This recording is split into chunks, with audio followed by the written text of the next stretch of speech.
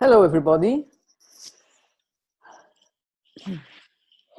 Welcome to the second episode in the series of Living a Gentler Experience.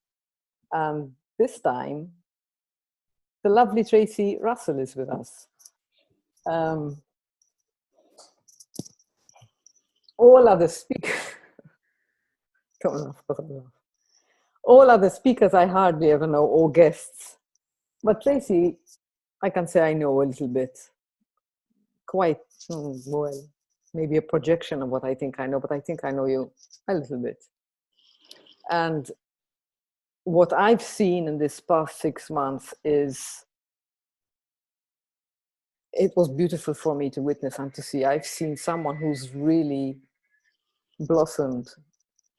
It's like a really beautiful unfolding. That's how I experience you. That I've seen your shift. And I would like our group, members of our group, and also people who subscribe to my YouTube channel, or people outside, for people to see that it is possible to live a gentler experience of life. And I think you have a powerful story. So my first question to you is, what was your life before you bumped into the principles? If that is a fair question. That's a fair question. And in fact, what I was going to say was, what I'm going to do is I'm going to tell you a story about some things that happened in my life when I believed that circumstances created my feelings. And I also believed that I could control my thoughts. So a bunch of circumstances happened and I thought they were the cause of my feelings. And I'm going to start really early, actually. My childhood was tricky. My parents did the best they could, and they were coming, well, particularly my mum was she wanted the best for me, and she was coming from a kind of fearful sort of place. And what she thought would be really helpful was to tell me every time I went wrong. And in her eyes, I did that a lot. So there were a lot of messages about how wrong I was, how I did everything wrong, and how I got everything wrong. And how if I expressed emotion, that was really not good. So I was also quite awful and a nuisance and all of this stuff. So I had a lot of this conditioning going on from very early on. And it was, the conditioning that it was innocent. My mum's behaviour was completely innocent. And I really see that. And for a long time, I blamed her for all of my feelings. At the age of 11, I decided that it would probably be better if I wasn't alive anymore. And that was the first time I tried to kill myself. I did a really bad job, as you can see. So I laid, to me it's kind of comical. I laid on the floor and I tried to stop breathing. This was my plan. It didn't work. So I gave up on that and I just carried on kind of living my life and feeling my feelings. And, things kind of continued in a similar vein. When I was 14, my stepfather kicked me out of the home that I lived in with my mum and him, and I went to live with my dad and my stepmum. I left there at 17. I never really felt like I belonged or I fitted in anywhere.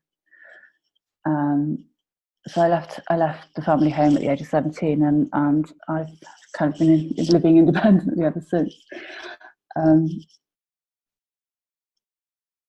I'm just trying to think about what to include and not to include. I spent many, many years in and out of very deep depressions.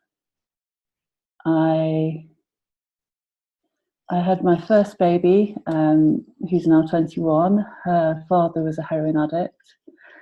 That was tricky. I spent a lot of time trying to fix him. realised that that wasn't working, so gave up on that project. I think I've probably taken every antidepressant known to humankind, and I've also taken mood stabilizers. Now I'm medication free, and I have been for 6 months or so. Just to sort of give some contrast as to where things are. Things really came to a head for me a couple of years ago. My daughter became very ill. My daughter was seriously sexually assaulted when she was 14. And following that, there was many methods she used to cope with her feelings. Her methods were things like self-harm, serious self-harm, an eating disorder, severe depression. She developed fibromyalgia and chronic fatigue syndrome. At one point, she couldn't walk up the stairs. She had to take a break walking up the stairs. She was so exhausted. She attempted suicide numerous times. When I say numerous, maybe four times, so a few times. And during this time, I thought I was in charge. I thought my experience of life was dictated by my circumstances and that I was in charge. I spent so much time trying to control my feelings, trying to control my panic and my anxiety, trying to manage things. And eventually I stopped managing things. And, I was taking lots of antidepressants and they weren't working. But actually, I wasn't depressed. I was feeling my feelings. I was feeling my thinking. And I became very angry and I became very frightened, to the point where, at its worst, it was very difficult for me to leave my bedroom because I was irrationally frightened that if I left my bedroom, someone would say something mean to me and I wouldn't handle it. So that's where I got to. My mood was very unstable. And I was, desperately trying to fix my thinking. And by doing that, I was just layering more thinking on. But of course, I didn't know that at the time. And amongst all of this kind of mayhem, like I say, I mean, there were times when I was leaving I wasn't always in my bedroom, but there were times when I wasn't able to. And I couldn't do things like, my brain was so busy. I couldn't cook because I couldn't do the steps. I couldn't keep something in my mind for long enough. I've got a degree in geography. At one point, I couldn't read a map, and that was terrifying. It was like, how is this possible? I'm good at reading maps. And I was just layering more and more fear, really. I want to kind of just circle back to my daughter. I want to say that, I just want to say now that she's really well. She's better, and she's thriving. She lives with her friend in Exeter, and she's got a job, and she's doing really well. So just wanted to kind of put that in there.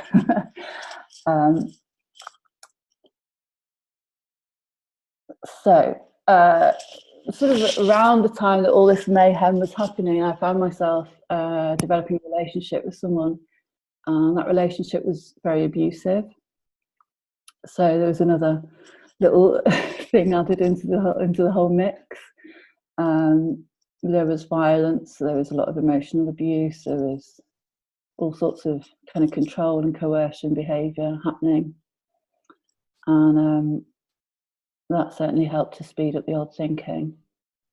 And also the kind of dysregulation of my system. So all of the cortisol and the adrenaline, that was always running pretty high. Even when I knew that I was experiencing was thinking, I still had all of this adrenaline running around my system. So I was like, well, why do I feel so bloody horrible? And it's taken a long time for that to settle down, actually. But now that it has, I see what was happening. I was feeling hormones hormones that were designed to protect me. And just seems to be Vanessa's written about no memory and cognitive impairment. Yeah, I mean, my memory was terrible. God. Actually, my memory's not great now, but I don't mind. I think that's because I'm not grasping onto things like I used to. Like I used to try really hard to remember everything and couldn't. And now I'm not trying hard to remember everything, so I don't. And I kind of, I know that I'll be okay. I know that I'm okay. I know that fundamentally I'm okay and that I've got what I need to cope with whatever happens. And I really know that. I fundamentally know that. I feel very blessed and fortunate to have experienced my innate well-being in a very real way. I feel very blessed. And I'm not saying that I don't go in and out of it. Of course I do. I'm human. But having had those glimpses that I've had has absolutely changed everything.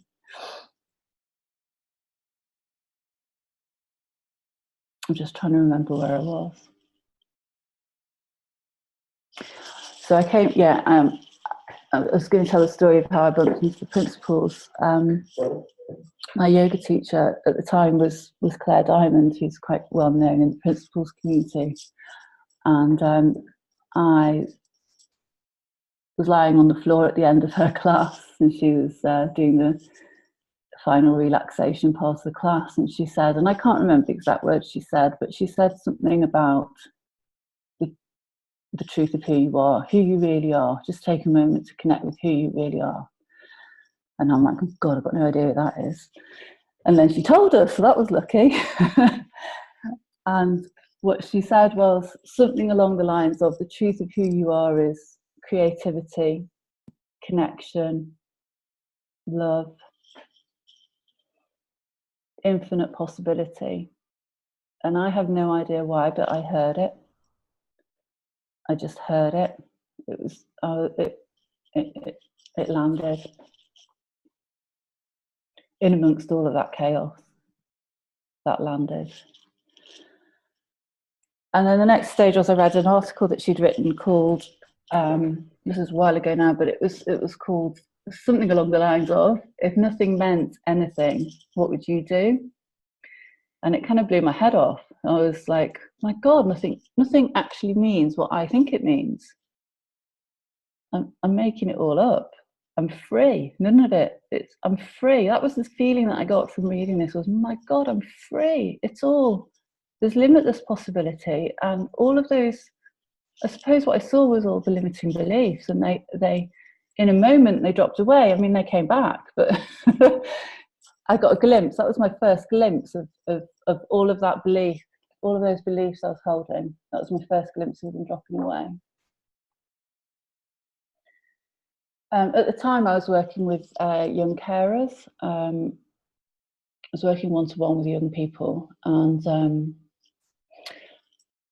well, around the time, I mean, I'd actually stopped doing that work because I wasn't well enough to be doing it.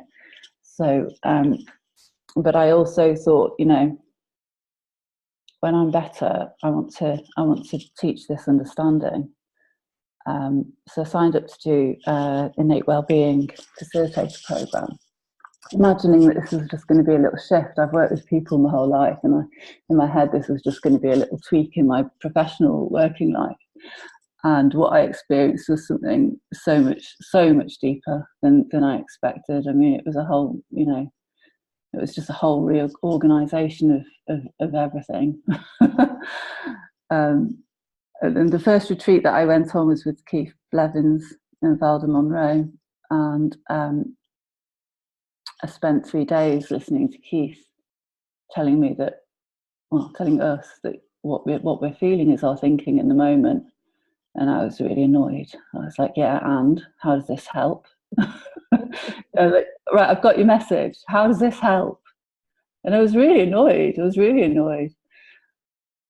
And then on the 4th day, something happened. And all of my I saw, in a second, in a moment, I saw through all of my beliefs about myself. And what it felt like was like my personality fell off. And it was beautiful. It was liberating. That was my first glimpse of the formless. And, you know, it was unforgettable, really. It was, you know, I just saw through. And again, I'm not saying that doesn't come back, because it does, but I had a moment where I saw through it all, and it was a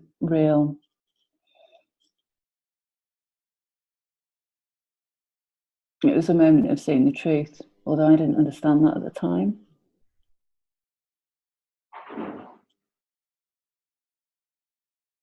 And that was my first insight. And ever since I've been having, you know, I've had a few kind of like big jangly insights, one or two. And ever since, you know, it's been that sort of incremental thing where you kind of, it seems that we see more and more of the truth of who we are, and that we're none of that stuff, that personal jibber jabber, all of that rubbish that goes through our heads. We're none of that. And it seems that incrementally that gets seen more and more. For me, that's what's happened. I've seen that more and more as time's gone on, and the more I turn away from the personal, the more I turn away from the content of my thinking, the more peace I experience. And that's not a strategy. That's what occurs. That's what's been occurring. That's what's been occurring to me to do. And yeah, I've learned it. I've been advised, I suppose, or I've heard that might be a good idea. But it's not, you know, I now know that I don't control my thinking. So I kind of know that that occurs to me when it does. When it occurs to me to turn away from the personal, I do. When it doesn't, guess what? I don't. And I'll talk about it, and I'll talk to someone, and I know that, you know, it's perfectly fine for me to experience my personal thinking as if it's real, because that's what we do. We're human. So I guess an awful lot of self-recrimination and, you know, a lot of editing, a lot of efforts has just fallen away, because I'm not trying to control that flow anymore. I just know that it does, and sometimes I believe it and sometimes I don't. There's another thing I wanted to mention. While I was, you know, having that experience of very sped up, very dark thinking, I had an awful lot of suicidal ideation. I used to experience suicidal thinking, I mean, I don't know, hundreds of times a day. And after the first retreat, I watched some Bill Pettit YouTube videos, and I picked up his metaphor about thought being like a sushi bar, and thoughts like dishes in a sushi bar. And the thought is, you know, the dish is going to keep coming, thought's going to keep coming, and the ones that we pick, the ones we chew on, guess what we're going to taste? And it really hit something for me. And I saw the suicidal thought for what it was. You know, I used to experience the suicidal thought, and I thought, and then I'd add to it, like, oh my God, I'm thinking that again. Oh my God, that's really awful. Oh my God, that's really frightening. Oh my God, what if I do it? Oh my God, I'm really ill. Oh my God, I'm never going to get better. Oh my God, I can't stand thinking this. All of that. But for whatever reason, I guess via kind of a process of insight and learning, I was able to greet that thought for what it was. It was just, I'm not saying it was just a thought, but it was a thought that meant nothing. It meant nothing. It was a thought that was arising within my consciousness. That's what it was. And I was able to greet it and see it and go, oh, there's that upsetting thought again. I'll go and do the dishes or whatever. And I was able, you know, I was able to do that more and more often. Oh, there's that upsetting thought. It'll shuffle off soon. And as time went on, that thought occurred less often. And then I kind of realized that, you know, when my thinking was very busy, And when I thought I couldn't cope, I started, my thinking would get very busy, and then I'd believe I couldn't handle stuff. And I'd think, oh, fuck it, I'm just going to kill myself. And it was almost like a knee-jerk reaction to busy thinking. It was a habit, it's a thought habit.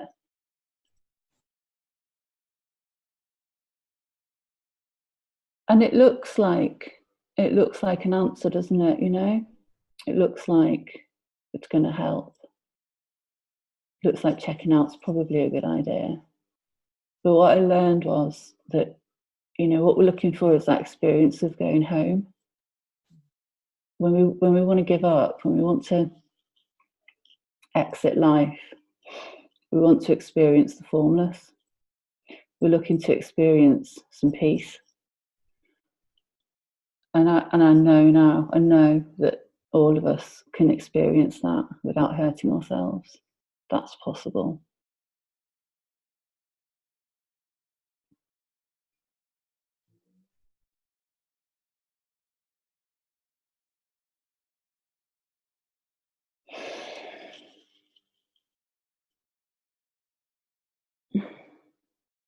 Some of the other things that have been really helpful for me to learn have been another thing that I learned from Bill Pettit, the concept of psychological innocence. And I'm kind of a bit loath to call it a concept, really, because it looks really true to me. And I guess that's another belief, but it's one that certainly looks true to me at the moment. We can't help what we think. And the more I've understood that I'm not in control, I'm not controlling this, I'm not controlling what pops in. The more I understand that, the more I understand my own innocence and everybody else's innocence. And the more I get to understand that, the less uptight I'm getting, the less I'm pointing outwards at other people.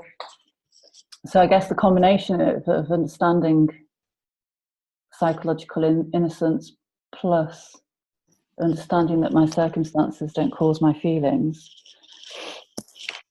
I haven't got much left to be blaming. Not even myself, And actually, for a while, when I came across the principles, I thought, my God, this is the ultimate in responsibility. My thinking is creating my feelings. That's everything's my fault. And to get beyond that and to see beyond that has just been such a gift, such a blessing, to just see that, we're all so bloody innocent.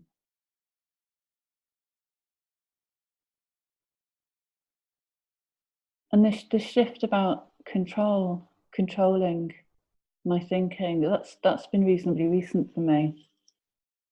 I really, really believe that I was. And then I noticed that the choosing thought, am I going to go down this route with my thinking or that route? Well, the choosing thought has arisen as well. I didn't choose the choosing thought. And I don't really fully understand why, but understanding that actually I'm not controlling this is just been incredibly liberating. It's not for me. I know that it looks like, well, we've got no well, like as I hope you don't mind me saying this, but I know you said it publicly, Vanessa, but as you said, it looks like we're puppets. But it for some reason it doesn't feel like that to me, and I guess that's to do with the sort of understanding of who all of us truly are, and it's. I mean, I don't know. I don't really get it, if I'm honest. But I do. I don't. What I do see is that I'm not controlling this, and that feels like freedom to me. And what seems to happen is the more I look away from personal thinking, the more I look away from it, the more peace I experience. And that's been really key for me. Just turning away from the personal over and over and over again.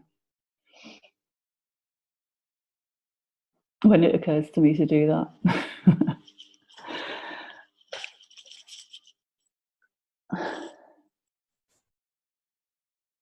I suppose I want to kind of another big theme for me has been ego.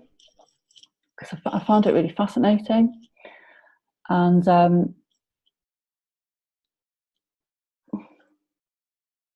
because it seemed to me like, you know, for a long time, ego was running the shop.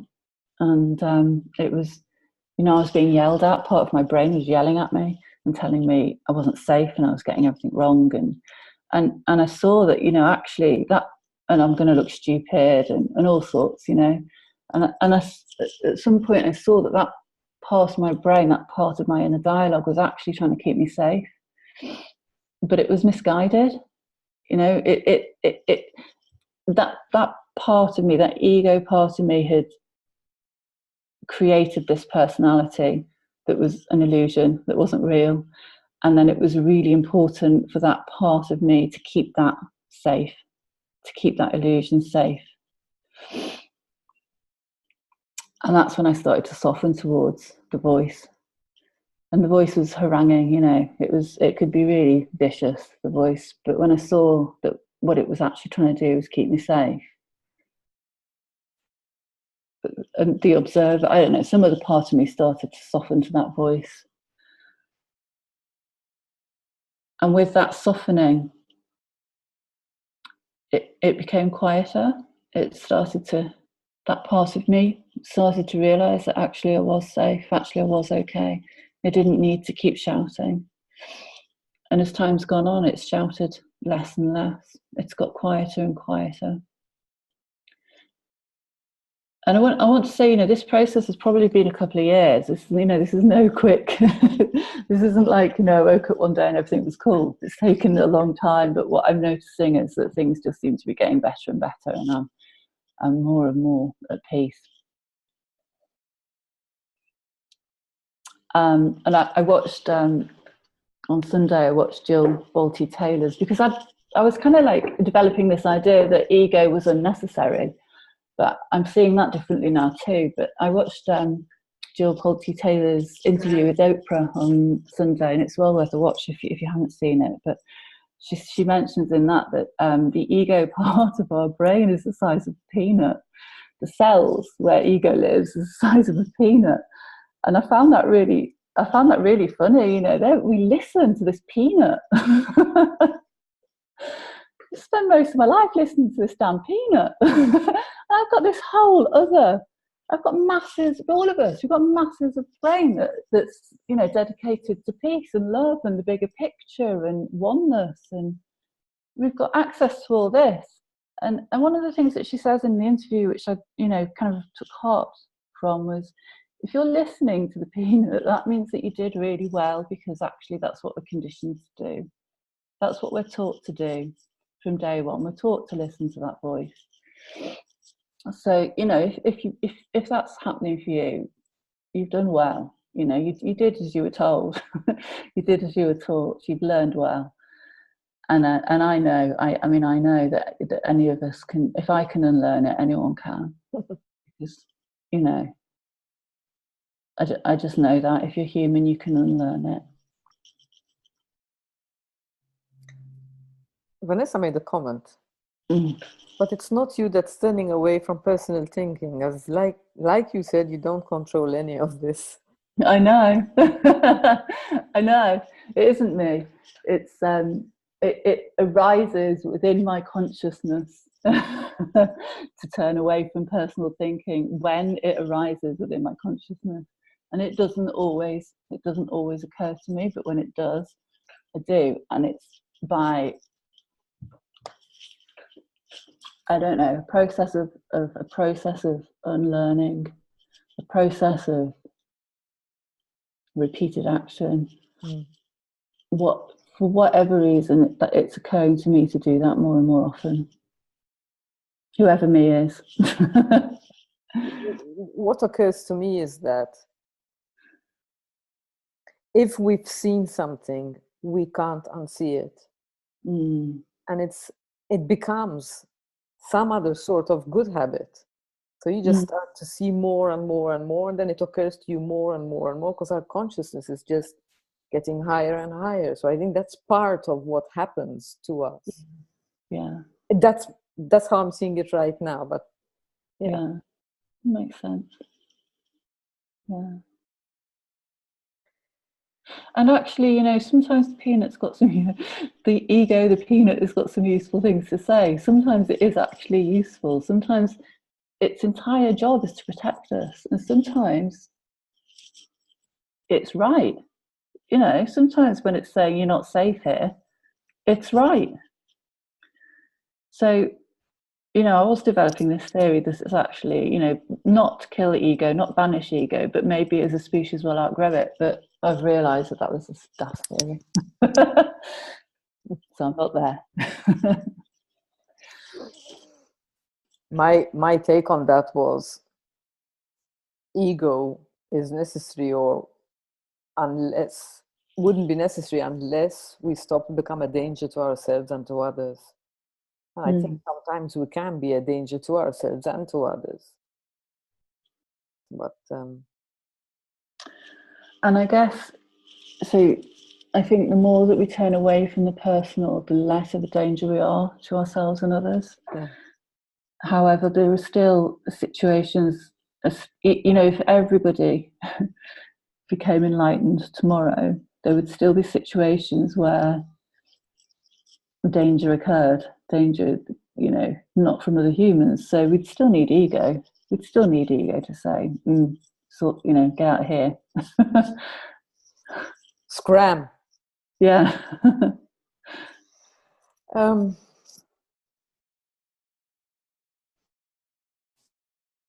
Thank you for sharing also some really intimate details, Tracey. No problem. I mean, I just wanted to share that so that just to maybe offer some hope, really, just to show that, you know, even through some quite extreme experiences, you can find peace. Yeah. This is the reason why I wanted to do this, because stories are powerful and they give hope. So, do you want to answer some questions? I think Sue has a question for you. Go for it. Need to unmute. Yeah, I've done it. Hi, honey. Hiya. First of all, thank you so much for your story. In all honesty, halfway through it, I wanted to come off the call, literally, because so much of it resonated with my story. And I was like, no, I'm going to listen to this. I'm going to listen to this. And the anxiety left. Great. And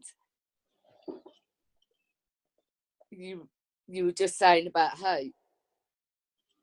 You are truly, from that story, you was an inspiration to me before, both you and Diana, but more so now,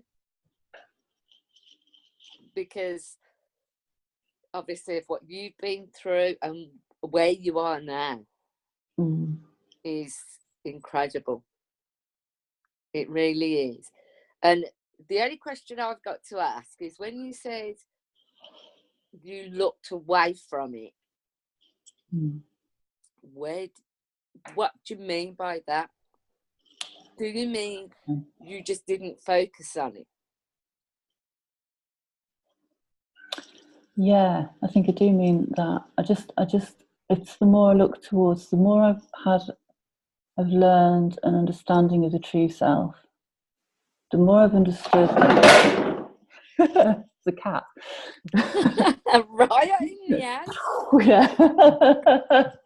He's in full agreement with me. The more I've understood that actually what all of us are is energy. That's what we are. That's the oneness that we talk of. We're energy. And the more I look to that, and the more I see that, the less the chitter chatter. That seems to have been like a side effect. So it's not an effortful turning away. It's a looking towards the truth of who we are. And yeah, that's that. The chatter, it's quieting, has been a side effect of looking to that. You know, getting those first glimpses, and then it becoming more of a lived reality over time. So beautiful. Thank you so much, Tracey. No, you're very welcome. Thank you. And you know, if you want to talk sometime, then I'd be delighted to.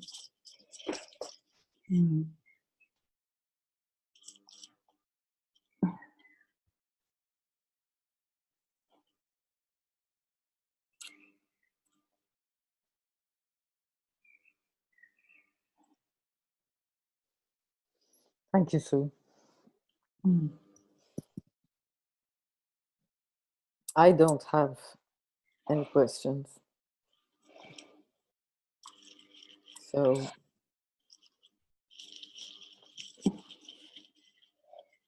Cool. Do you want to know why my face is so red? I know why your face is so. I did not point it out. You pointed it out yourself. I get them too, but I'm lucky. I don't go red.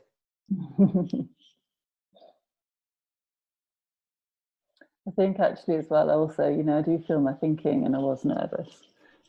And that's, you know, physiological impact of feeling your thinking. For some of us. You didn't come across as nervous. That's not how I experienced you, but obviously I'm experiencing myself, but anyway.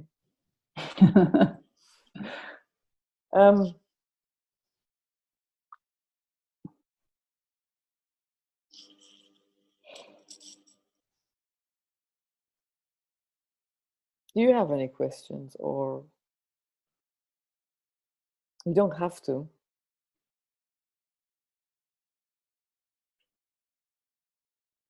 I don't have any questions. No, I was asking. Okay, the group. Does anyone else have any questions? Or observations, or just share? No, it doesn't have to be a question. What comes up for me right now is the word increment.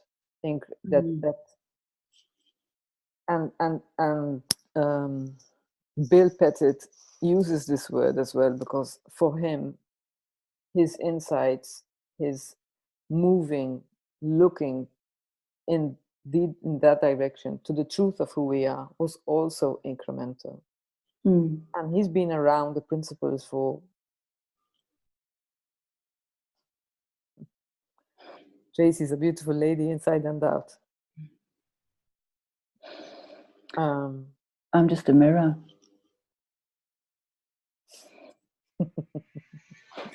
See? See, look at that beautiful face. They're everywhere.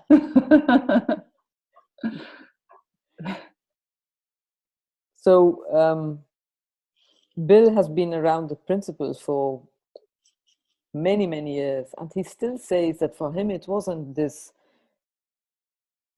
you know, bolt of lightning, and he suddenly, I mean, Eckhart Tolle had an overnight enlightenment experience. He just walked around the streets, and he had a smile on his face, and I think he was even homeless.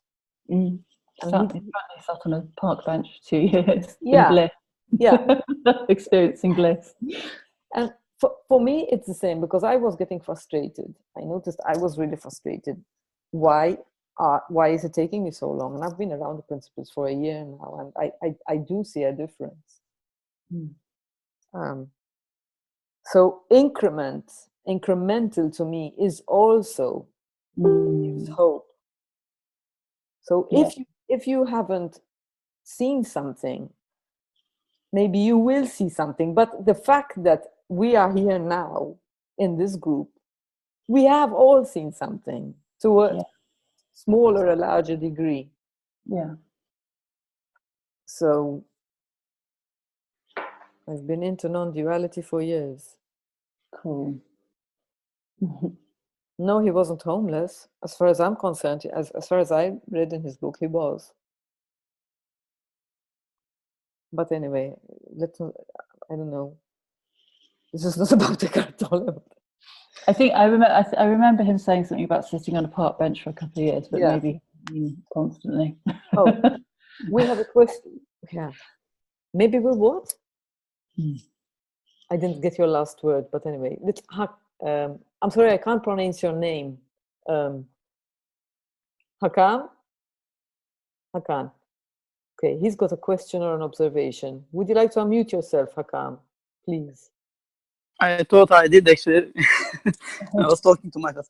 Yeah, I had an observation, or when I heard the word increment, it's it can sound that it's small increments because increment sounds, I don't know why. Maybe it's because I work with data and when you use increment, it's one by one. But to me, it looks like sometimes it's a leap and sometimes it's small, sometimes it's a leap, sometimes it's small. It's quite random, actually, my experience at least. And I think everybody has different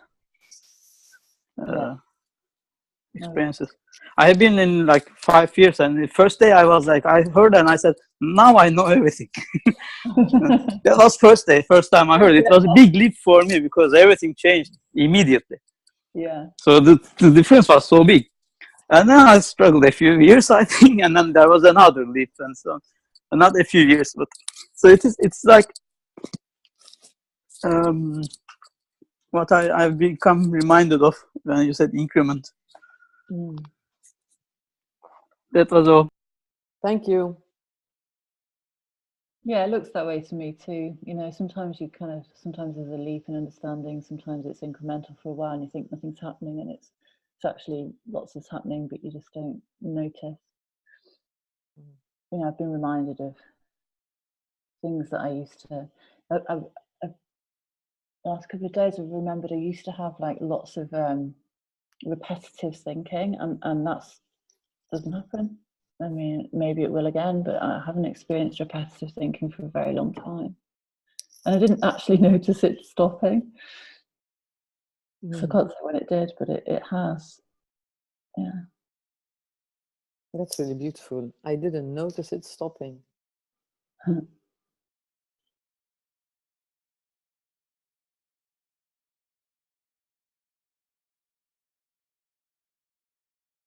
Another side effect for me of looking away from the personal has been just experiencing gratitude. Just, you know, I don't know if you've heard me say this before, so sorry if I'm boring you, but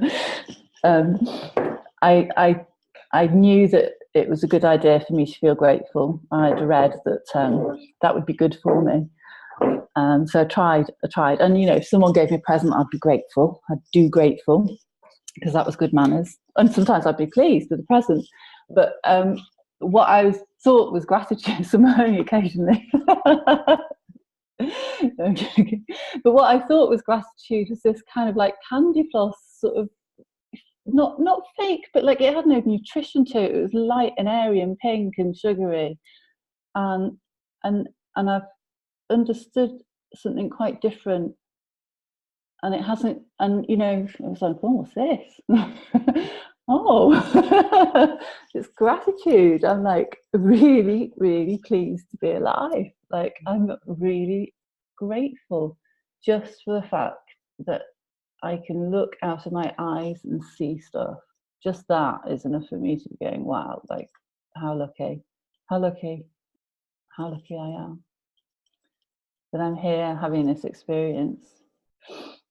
And to go from, you know, repetitively thinking I'd rather exit actually, to now I'm like, you know, not constantly, but you know, I had never experienced gratitude before. I thought I had, but I hadn't. And I didn't know that was coming, and it seems to sort of build on itself. It seems to be like a, you know, a positive, self-perpetuating cycle.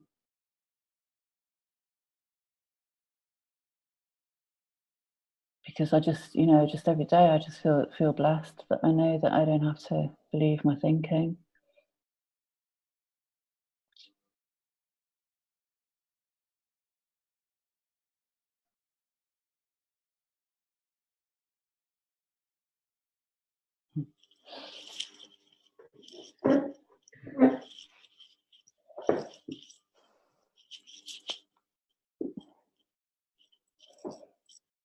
Another conversation stopper from Tracey.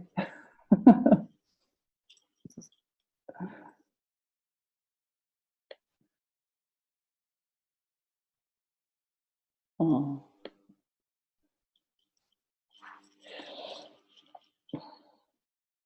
I feel the same about not being able to feel grateful. So glad you can now.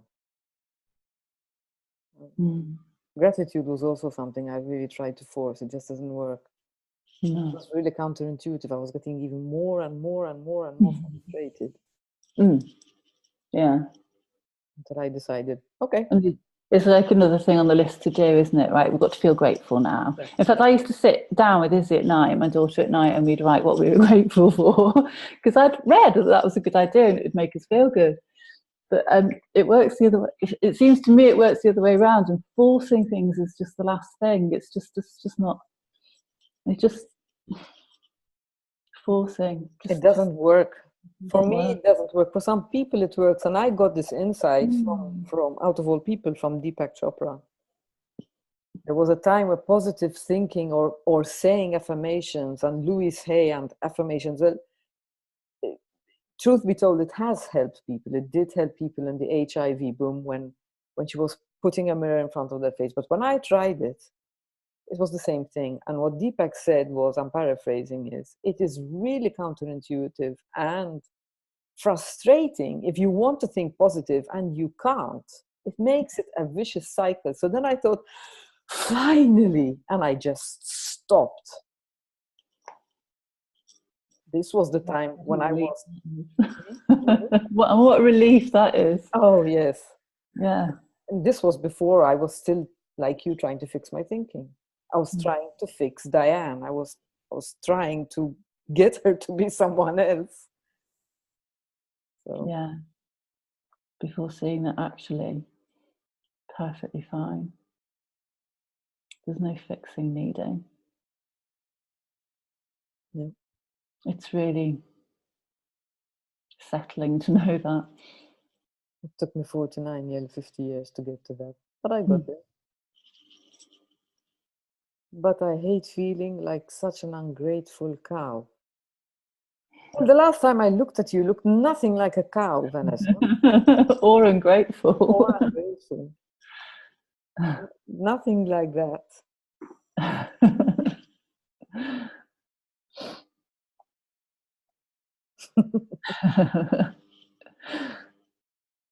It's not...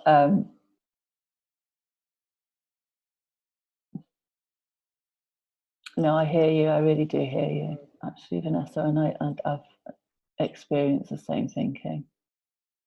Yeah, cross with myself for not being grateful. The things that, the power of thought, the creative power of thought is something else. The things that we can create is mind blowing. The stories we make up, and it's just, if you can look at that, I look at the things that I created, and it was all illusion. It was all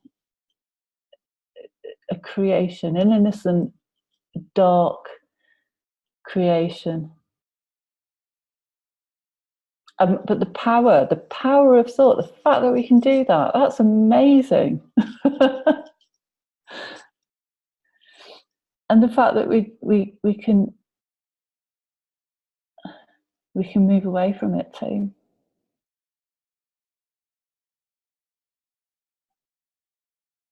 We're always going to be creating. We're always going to be creating. Always. That's not going to stop while we're alive.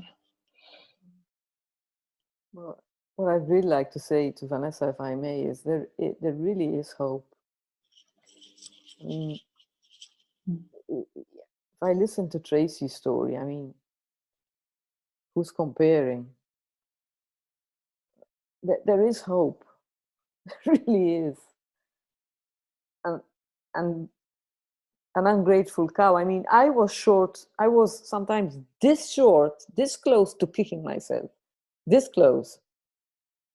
It was horrible. It was really horrible. It's like, shut up, grow up, get a life. I don't do that anymore. Can I just say, Sure. to me, gratitude is a feeling. You know, I feel gratitude.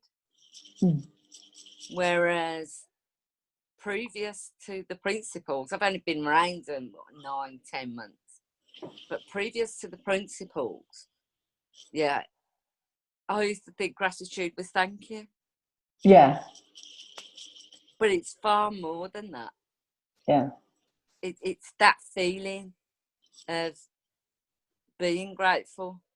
And I don't know whether, you know, you've heard me say this before, but I'm grateful for my agoraphobia, because it meant that when my child was growing up, I was at home when she came home from school.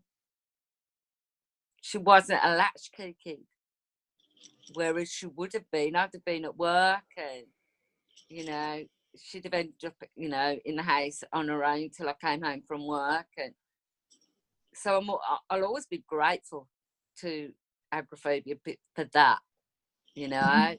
And now I look at it, you know, she's a grown-up adult herself now, and it's time. I don't need that anymore now. You know, it's time to move on.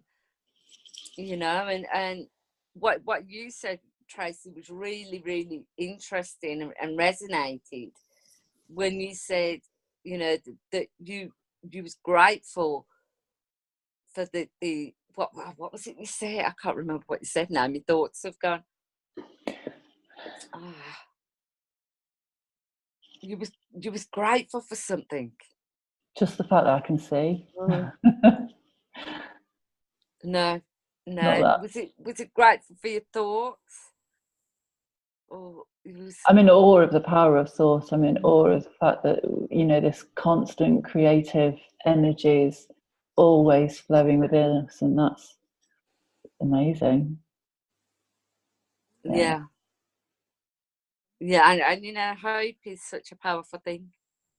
You know, sorry, the cat wants to join in again. Yeah, there's hope. You know, it's hope what carries you through those dark days. Yeah. You know, well, and hope, you know, hope, I'm thinking, you know, or it seems to me that hope is that connection to the truth of who you are. It's another one of those feelings that connects you to that beautiful energy that's who you really are. And it carries you through the illusion. Totally. It does. It's you know, when I look back on my dark days, you know, there was, as you say, there's always more than one episode, and you just think they're never ever going to end. Yeah. And then one day you wake up and you're a little bit better than the day before, and a little bit better the next one. And before you know it, you don't even realise that you're doing things that, oh, okay, I'm doing that. Yeah. You know, and that just makes you just, you know, the feeling of that, you know, just, you know, it just makes you feel so, I've come out of it and I've done it. You've learned what's possible. Yeah. Yeah. You've seen it for yourself, what's possible. Yeah. So it kind of builds. The momentum seems to build. You can't unsee what you've seen. And I think it's a lifetime of building as well, isn't it? Well, you know, it's a lifetime of building the conditioned thinking. Exactly. That's been going on a long time. Takes a while for a glacier to melt. Yeah. Mm. And our brain is geared to be conditioned. Mm.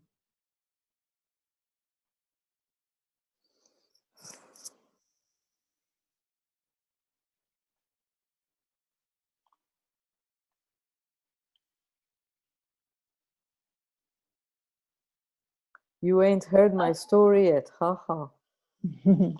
I look forward to the day when we hear it, Vanessa. I look forward to the day when you're in the hot seat. Does it feel like a hot seat, Tracey?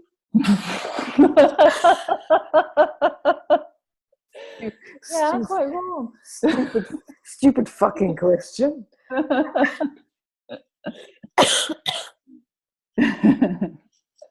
You wouldn't believe it.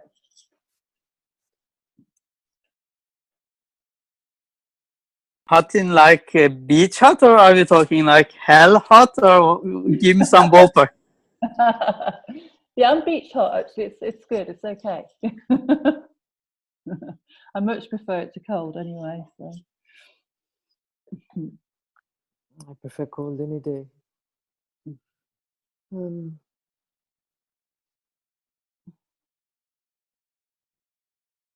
When I was first coming across principles, I spent, quite often I'd look at the cats and think, the cats don't worry about being cats. They don't wonder if they're catting right, do they? I wonder if they're getting this business of being a cat right. No. They're just all cats. Yes, but they only have 20% of our frontal lobe. I'm being a pain in the ass now, so. But yeah, no, I mean, they don't get to create the incredible illusions that we get to create. You're right. but they also they don't get to create what we create. Yeah. No, I was just being a pain in the ass, Tracey. I know. Wait until they have a psychologist or psychiatrist cat. Then things will get. Wait until the cats get a psychiatry or a psychology kind of thing. I think. Okay. Then they will have more thoughts. Sorry? My cat would be the first one there. She's balmy. Does she worry about being a cat? I'm sure she thinks she's a rabbit. Oh. Because she doesn't jump. She doesn't jump at all. She just puts her paws up in the air like a little rabbit. Oh, yeah, I know the look. It's like the peach that thought she was a coconut. The cat thinks she's a rabbit. Gail, can I put you on the hot seat?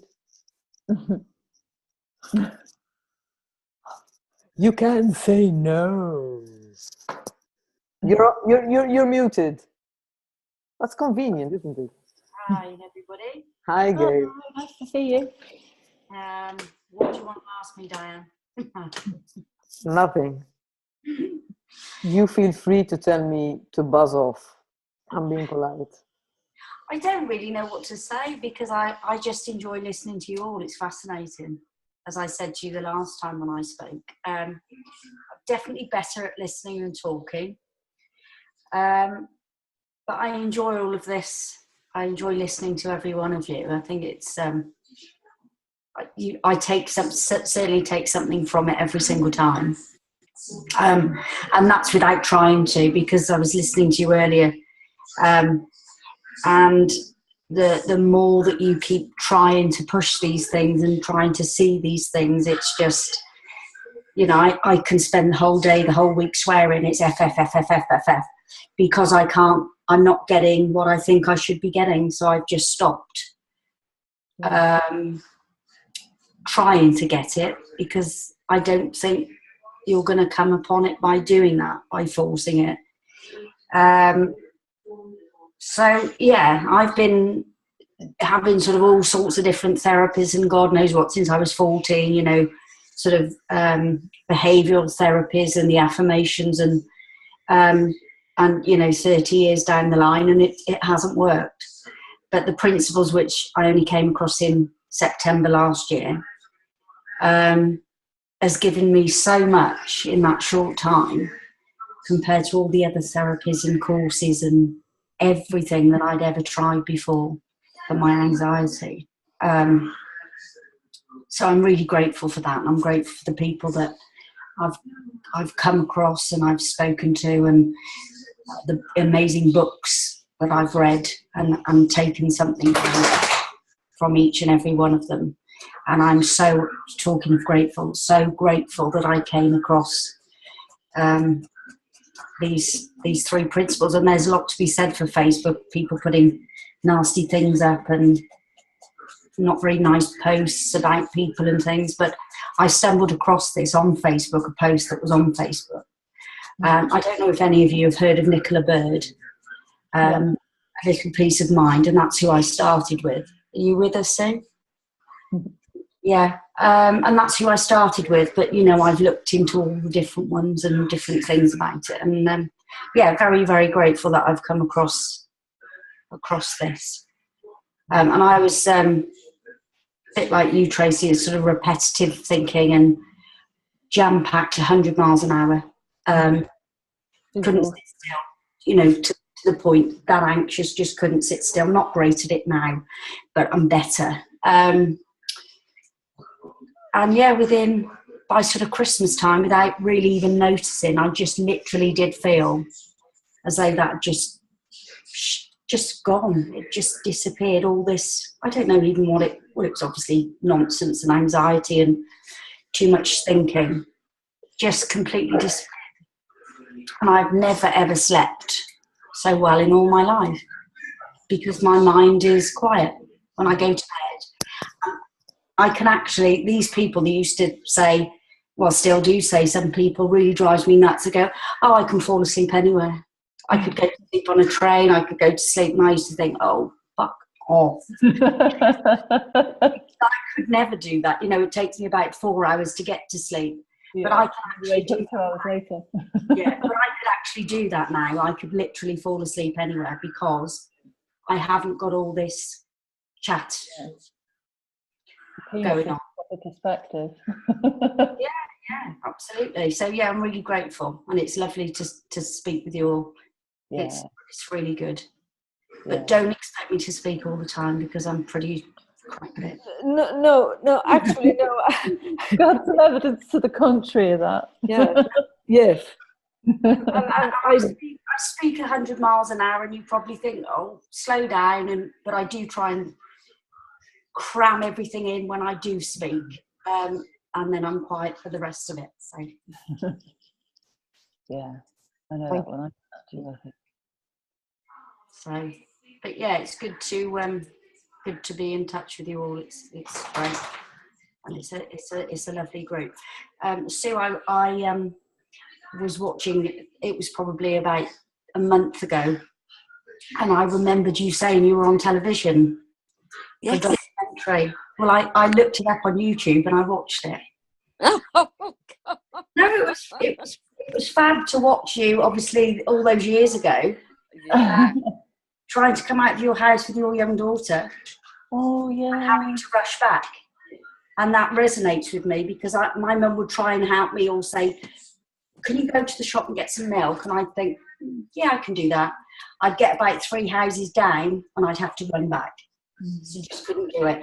So I was watching that, and it's fantastic how well you've come on, because you could see how terrified you were just having to leave your house to try and get your daughter to school, which is something that most of us take for granted, that we just get up in the morning, get showered, sort our children out and take them to school. But for a lot of people, it's a real hard one, isn't it, in itself, just getting out through the door. So, yeah, that was great watching that. Thank you, darling. Can I just, on the back end of that, she was 7. Yeah. She was 2 when I became phobic. Right. And we have never been out. And we're going out in October. Brilliant. Fantastic. And she's obviously 21 this year, and we're going out in October. That's brilliant. That's going to be a Do you real go out special at all? thing. Yeah, do you go out at all, Sue, or not? I do now, yes. You do, so you're out and about now, that's good. Yeah, I go out on my bike, and I go to the shop. Yeah, that's great. You know, and I'm practicing on getting comfortable with the uncomfortable. Yeah, I think that's the tricky bit, isn't it? Yeah. I think that will be the game changer for me. Sue, save it because you're next on the hot seat. Or, okay. Actually, no, that's not fair. I'm trying to avoid the hot seat because I'm next on the hot seat, but I'm desperately trying to avoid it. Okay, honey. That's great. I didn't know that you were going out, Sue. So I'm like, yay! Yeah, That's brilliant. I mean, it's huge. Yeah, It's really huge. it is. Yeah.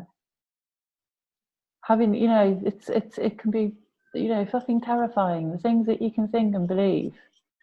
Oh yeah. Your brain. I mean, your brain. Like, I guess I saw you on a webinar with Michael Neal, and he said, you know, we have this.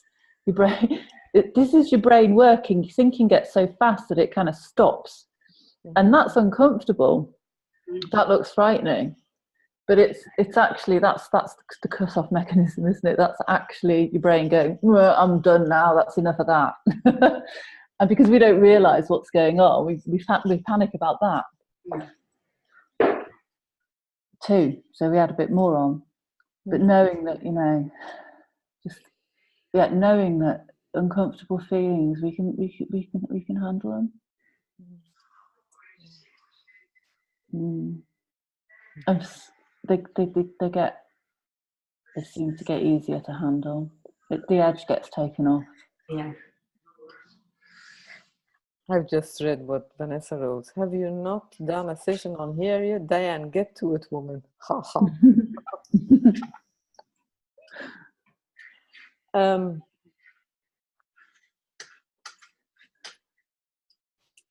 So I'm not sure if this conversation is, I don't know how you're feeling about it, Tracey, if we can stop here, if there's anything more you want to add. So, and you were on the hot seat, you were feeling nervous, but to me, you have a beautiful presence. I've said this privately and I'm saying it publicly now. You really do have a beautiful presence, Tracey. I'm not just saying that. Thank you. You both do. And again, that's something I said before.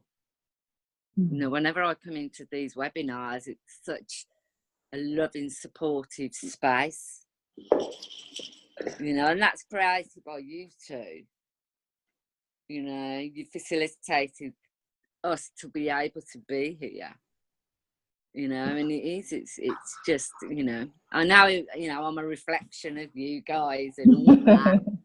I know that. Always, always, always. I know that.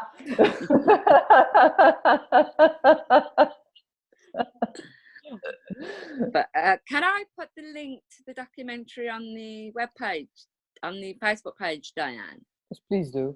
Yeah. Because obviously everybody kind of wants to see that. Yeah, I want to. I've written it down. I know what I'm doing later. It's not Sue Turner's documentary. I watched it with my son coming in and out of the room. He's nearly 15, and he picked up straight away. He said, "That's Sue," he said, "off your website that you go on," because he'd obviously seen your post. So he recognised you haven't changed from all those years ago. You still look as young and lovely and beautiful as you do now. Oh, God bless you. I'll pay you later, Gail. No, I did say to my son Milo, I said, what did you see? He said, "You're always talking to somebody on there." He said, "And I recognise Sue, because obviously your name is at the side as well." Yeah. So there you go. I love it. Ladies, Hakan, ladies and gentlemen,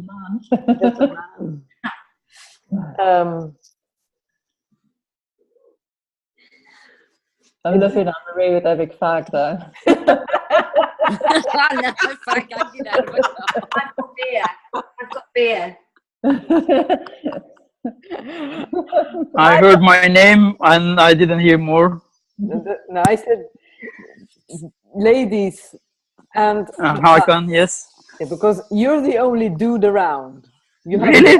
you I have haven't honored us, noticed. you have honored us with your presence. You The all honor is mine. yeah, Where are we going to next, Takan? Yeah, I'll follow you.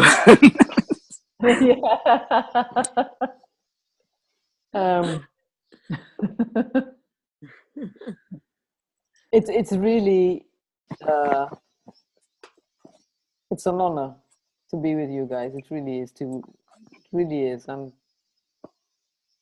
We'll keep doing this. I keep repeating myself. I know, getting old. I'll be 51 soon.